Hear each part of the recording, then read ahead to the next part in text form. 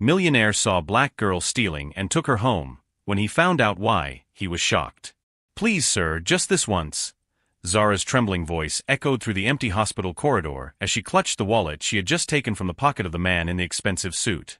Marcus Wellington, 45 years old, watched the 12-year-old girl with a calmness that disconcerted even Zara herself. Instead of the expected shout or threat to call security, he simply crossed his arms and asked, "How much do you need?" The question caught Zara completely off guard. Her small hands trembled as she processed that this rich man, who owned half the commercial buildings in town, wasn't yelling or chasing her down the halls of St. Mary's Hospital. I didn't mean to steal from anyone," she whispered, tears welling up in her dark eyes. "My mother is in there, and they said if I don't bring $500 today, they'll transfer her to the public hospital and—" Marcus raised his hand, gently interrupting her. For 3 weeks he had been watching that girl in the hospital corridors during his regular visits, always with the same desperate look, always trying to talk to doctors who ignored her completely. He had seen her sleeping on chairs in the waiting room, eating leftovers from other patients, trying to make herself invisible to the security guards who constantly kicked her out. "What's your mother's name?" he asked, pulling out his own cell phone. "Sarah Johnson," replied Zara, confused by the complete change in the situation. "Room 212. But sir, why aren't you calling the police?" Marcus finished with a smile that didn't reach his eyes. "Because, Zara Johnson, I have a feeling there's a lot more to this story than a child trying to steal random wallets." Zara froze. How did he know her name? Why was he acting like this was normal? In the last 2 months, since her mother had been hospitalized with an infection that seemed simple but mysteriously got worse every week, she had tried everything. She sold all their belongings, borrowed money from neighbors, even tried to get a job washing dishes, but no one would hire a 12-year-old girl. Marcus put his wallet in his pocket and held out his hand to her. "Let's make a deal. You come with me to see your mother, I'll pay whatever is necessary for her treatment, and in return, you tell me exactly what the doctors have been saying to you over the last few weeks." "Why would you do that?" asked Zara, still suspicious. On the street, she had learned that no one helped without wanting something in return. "Because," Marcus replied, his eyes fixed on hers, "I suspect that your mother is the victim of the same scheme that killed my wife 2 years ago in this very hospital." The hallway seemed to grow even quieter. Zara felt something change in the air, as if this encounter was not a coincidence, but part of something much bigger that was about to explode. Marcus continued, his voice low but laden with a controlled anger that made Zara realize that this man also carried his own wounds. "Dr. Harrison Pierce, the medical director, has a very specific method," Marcus explained as they walked. "He chooses patients without resources, prolongs treatments unnecessarily, charges for procedures that never happened, and when the families can no longer pay." He didn't need to finish the sentence. Zara understood perfectly. As they walked together toward room 212, Marcus knew he had finally found the missing piece to completely destroy Dr. Harrison Pierce and his criminal operation disguised as medicine. What the respected medical director didn't know was that his next victim had just become the perfect bait for his own destruction. There in that hallway where Zara had tried her last desperate resort, a war was about to begin that would turn an attempted theft into something much bigger, a crusade that would reveal truths that some powerful people would rather keep buried forever. If you've ever wondered why some rich people help strangers without asking for anything in return, get ready to discover how kindness and revenge can go hand in hand when justice takes too long to arrive. Room 212 looked like something out of a medical horror movie. Sarah Johnson, Zara's mother, was connected to more tubes and machines than any of the ICU patients Marcus had visited. For a simple respiratory infection, that amount of equipment was suspicious, to say the least. "Ah, Mr. Wellington." Dr. Harrison Pierce entered the room in his immaculate white coat and with a smile that didn't reach his eyes. "What a surprise to find you here. And this must be the young problem we've been hearing about." Marcus watched as Pierce spoke about Zara as if she were an inconvenient object. At 52, the doctor had the appearance of someone who had been born accustomed to being obeyed without question. Perfectly combed gray hair, an arrogant posture, and that look of superiority that Marcus knew all too well. "Dr. Pierce," Marcus replied, keeping his voice neutral. "I was explaining to Zara about her mother's treatment. She seems very concerned about the rising costs." Pierce laughed, an unpleasant sound that echoed through the room. "Well, quality medicine has its price, doesn't it? And unfortunately, Cases like Mrs. Johnson's tend to get complicated when certain families can't afford the proper treatment from the start. Zara squeezed her mother's hand, which was half-conscious from the sedatives. Marcus noticed how the girl's eyes filled with tears of anger, not sadness. There was something familiar in that mixture of despair and determination, the same expression Elena had worn during the last days of her life.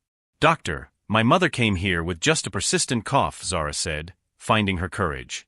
"How did that turn into pneumonia, then a generalized infection, and now you're talking about experimental surgery?" Pierce sighed theatrically, as if dealing with a stubborn child. "Young lady, medicine is too complex for simple minds to understand.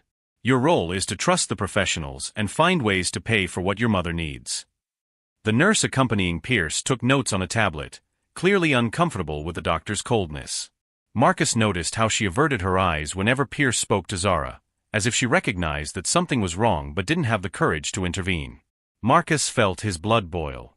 These were the exact same condescending words Pierce had used on him 2 years earlier when Elena was in the same situation. The difference was that this time, he was prepared. "Zara, how about you go get some coffee while I talk to the doctor about payment options?" Marcus suggested, handing her a card. "Use this card, no limit." Pierce watched the transaction with obvious interest. Marcus knew that gesture would be interpreted as weakness, a rich man trying to buy a clear conscience with charity. It was exactly the image he wanted to project. When Zara left, Pierce's demeanor changed completely. "Wellington, I hope you're not thinking of getting involved where you don't belong. The girl and her mother are a social responsibility, not yours." "Funny," Marcus replied, taking his cell phone out of his pocket.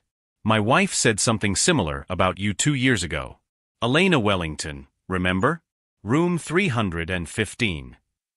Pierce's expression changed slightly, but he maintained his arrogance.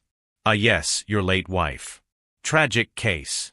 Complications are inherent in the medical process, Wellington. You should be over it by now." Marcus smiled, but his eyes remained cold. "I did get over it, doctor. So much so that I now have the time and resources to devote myself to similar cases, like that of the Johnson family." Pierce leaned forward, his voice lowering to a threatening tone. "Listen carefully, Wellington. You may be rich, but this is my hospital. If you try to interfere with my medical protocols, I will ensure that both you and this family are expelled from here permanently." "Medical protocols," Marcus repeated, savoring the words. "Is that what you call it?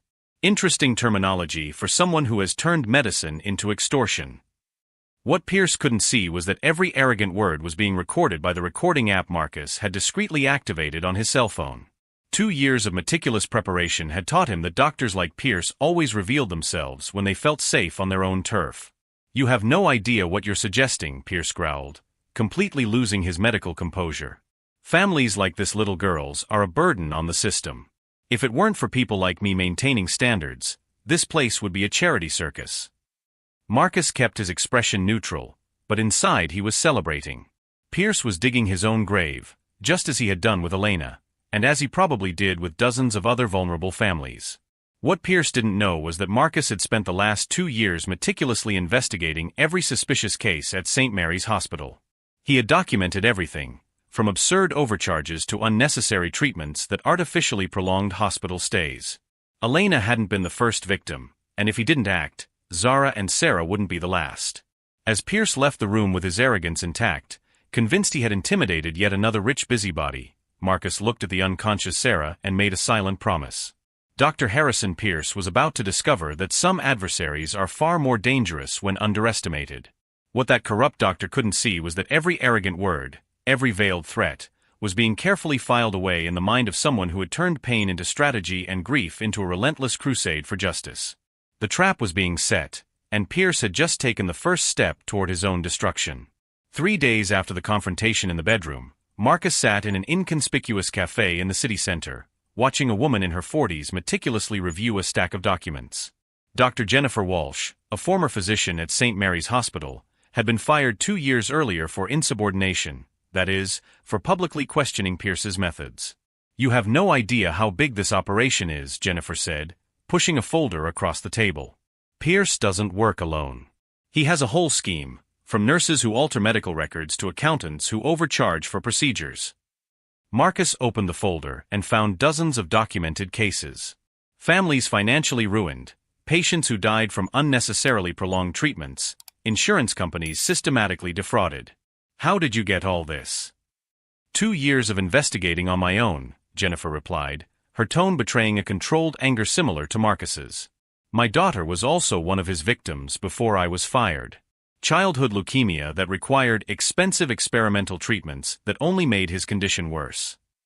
Meanwhile, at the hospital, Zara had become a constant presence in the hallways. Marcus had arranged a special pass for her, officially for doctor visits, but in practice so she could observe hospital patterns.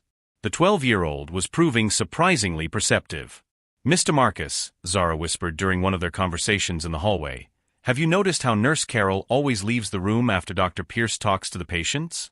And she always carries that blue folder. Marcus smiled. Zara was noticing details that he himself had missed. What else have you observed? There's a room on the 3rd floor that only people in suits go into. Never doctors in scrubs, she continued. And every Tuesday at 3 in the afternoon, Dr. Pierce meets there with men who don't appear to be from the hospital. Pierce, completely oblivious to what was going on around him, continued his routine of arrogance. That afternoon, he stopped Marcus in the main hallway, clearly irritated by his and Zara's constant presence. Wellington, I thought we had a clear understanding, Pierce said, blocking his path. Your presence here is becoming inappropriate. Marcus remained calm, knowing that every word was being recorded by the device Jennifer had given him. Just following up on Mrs. Johnson's treatment, Doctor. As the person responsible for her medical expenses, I have a right to be informed. Pierce laughed scornfully. Responsible? Please, Wellington. We know this is just a rich man's whim, trying to buy a clear conscience. When you get tired of playing benefactor, this family will come back down to reality. And what would that reality be? Marcus asked, keeping his tone neutral. The reality that people like them, Pierce gestured contemptuously toward the room where Sarah was hospitalized, can't afford quality treatment. Eventually, they go where they belong, public hospitals with public doctors for public problems. What Pierce didn't know was that this conversation was being broadcast live to Jennifer, who was documenting every word in her makeshift office. More importantly, it was being recorded for a much larger audience than he realized.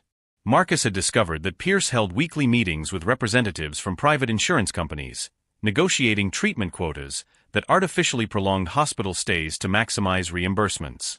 The doctor had turned human suffering into a lucrative production line. Dr. Pierce, Marcus said, pulling an envelope from his pocket, I received the results of the independent tests I requested for Mrs. Johnson. Pierce frowned, clearly annoyed. Independent tests? Who authorized that? As the person financially responsible for her care, I have a legal right, Marcus replied, handing him the envelope. The results are interesting. Pierce opened the envelope and his face drained of color. The tests, performed by an outside medical team, showed that Sarah Johnson could have been discharged weeks ago. There was no medical justification for keeping her in the hospital, much less for the expensive procedures Pierce had ordered. That's premature, stammered Pierce. Medicine is complex. It requires continuous monitoring. Certainly, agreed Marcus. That's why I requested a second opinion for all patients who have been under your care for more than 30 days. The reports will arrive tomorrow. Pierce turned pale. Marcus knew he had just hit where it hurt most, his medical credibility. If other cases were exposed in the same way, Pierce's entire operation would collapse. As Pierce walked away visibly shaken, Marcus received a message from Jennifer. I got access to the administration files. What I found will destroy him forever. There in the hallway where it had all begun with a desperate attempt at theft, Marcus watched Zara help other patients find their rooms. The girl who 3 days earlier had been willing to do anything to save her mother had now become the centerpiece of something much bigger, an operation that would destroy one of the most cruel medical schemes he had ever seen. But the best was yet to come, because Pierce had no idea that his own arrogance had provided all the evidence necessary for his complete destruction. The next morning, Dr. Pierce arrived at the hospital to find News Channel 7 reporters setting up equipment in the parking lot. His first instinct was to call security, but when he saw Marcus talking calmly with the lead reporter, A chill ran down his spine. Dr. Pierce, reporter Sarah Mitchell, approached with a microphone. Could you comment on the allegations of systematic overcharging of vulnerable patients? Pierce tried to maintain his composure, but his hands were shaking visibly. I don't know what you're talking about. This hospital maintains the highest standards, including keeping patients hospitalized unnecessarily to maximize profits, insisted Sarah, showing a folder with documents.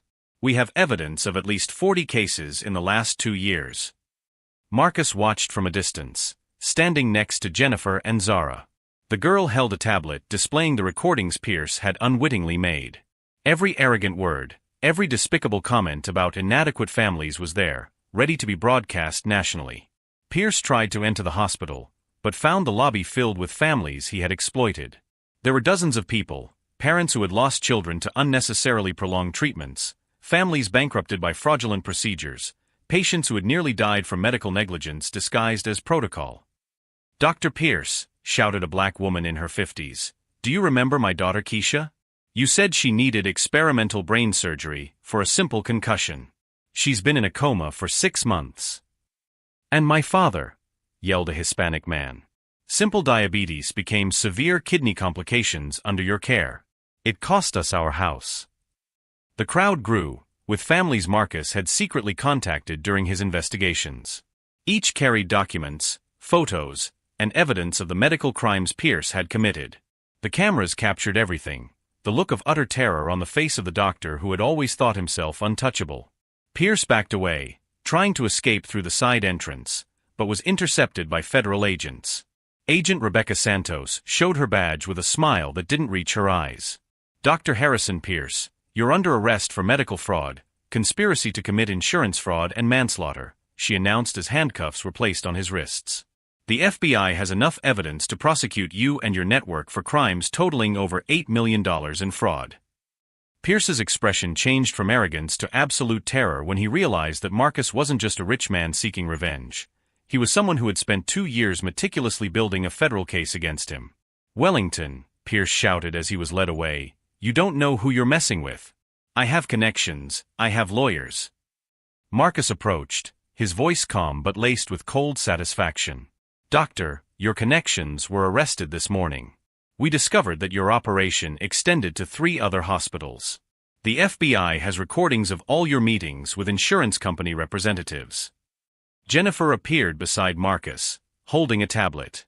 Including last Tuesday's meeting, where you negotiated patient quotas as if they were commodities on a stock exchange. Pierce paled as he recognized his own voice coming from the device. Families like this are perfect, desperate enough to accept any diagnosis, too poor to question treatments, and too vulnerable to sue when something goes wrong. The recording was obtained legally, Marcus explained, through equipment I wore during our conversations.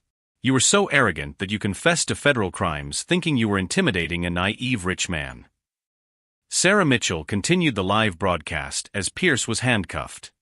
We are receiving information that other doctors and administrators at St. Mary's Hospital are also being arrested at this time in a coordinated operation that exposes one of the largest medical frauds in the history of the state. Pierce looked around desperately, searching for an ally, but found only faces of contempt. Nurses he had bullied for years, employees he treated like trash, families he had destroyed, all there to witness his downfall. Doctor, Marcus said, stepping forward one last time, remember what you said about Elena? That I should have gotten over her death. Pierce tried to look away, but Marcus continued. You were right. I did get over it.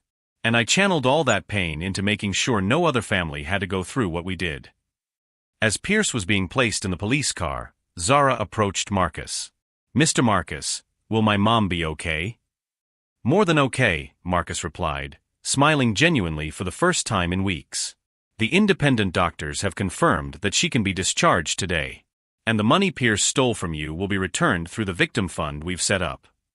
Pierce looked out the window of the car, watching his reputation, career, and freedom crumble live on national television.